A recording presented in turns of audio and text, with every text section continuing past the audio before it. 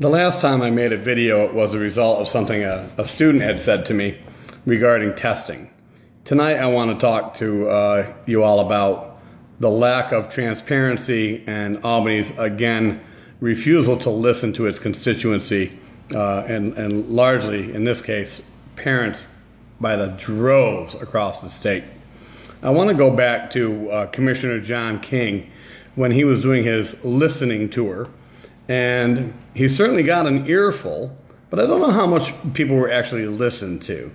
They expressed their concerns and outright disgust and dismay at the engaged New York modules and the adoption of Common Core state standards. And really were very against these things that they felt were being forced on our local communities and our local schools.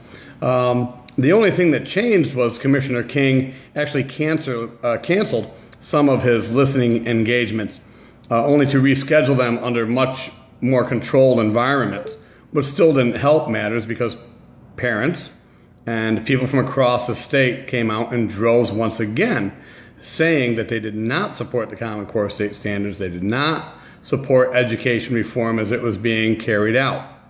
I think the problem is that the politicians see reform as improve. And those two things are not synonymous with each other. Reform is just that. You're taking something and you're reforming it. It doesn't mean you're improving it. As a matter of fact, right now, from everything I've seen and all indicators I've looked at, both as a parent and an educator and a citizen, I do not see this reform as an improvement. So again, we weren't listened to.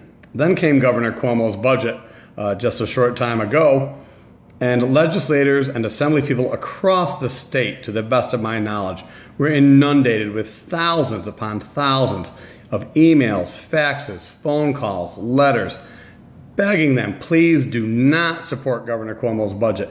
Do not support his education reforms. And again, to the best of my knowledge, the vast majority of phone calls came in against his budget and against his education reforms. And what did our legislators do? Be it with a heavy heart or holding their nose in one case, they still passed his budget and his reforms. Again, the constituency and parents across the state were just ignored in their feelings and opinions in this matter. So now we come to today when it was announced we now have a new education commissioner. And again, this process was not very transparent. One moment this person was being interviewed, the next moment she was hired. Who they hired was an education reformer from Florida, whose name is Elia, and she was actually fired as her from her superintendent position in Florida by a board vote of, I believe, 4-3. It was a close vote, but the bottom line is she was fired from her position, though she did have support of local political people, local business people. But some of the parents and teachers both complained that she used strong-arm tactics and put too much focus on high-stakes testing, which is one of the things we're trying to really push and get away from in New York, is this focus on high-stakes testing. So what do? We go out and hire someone who is fired from her superintendent position by her Board of Education. Her focus is on high-stakes testing. I will also tell you she is on record, she is a strong supporter of Common Core. As a matter of fact, such a strong supporter of Common Core, she actually secured $100 million of Bill Gates money. And we all know Common Core has been Bill Gates' adopted baby here in education, even though his own children don't go to a school that uses Common Core.